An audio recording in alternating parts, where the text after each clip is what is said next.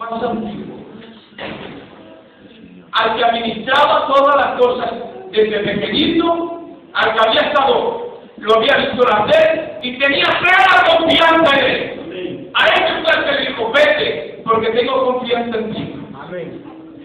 Y yo me hacía esta pregunta un día. Digo, Señor, ¿eso qué es lo mejor que tengo?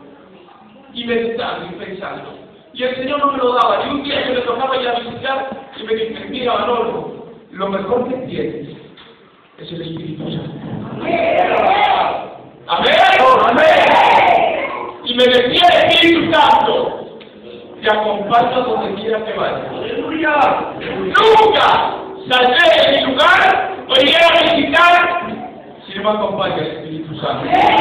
Pero ¿sabes que hay una cosa importante? Que a veces nosotros no le damos lugar al Espíritu Santo. Lo ponemos a un lado.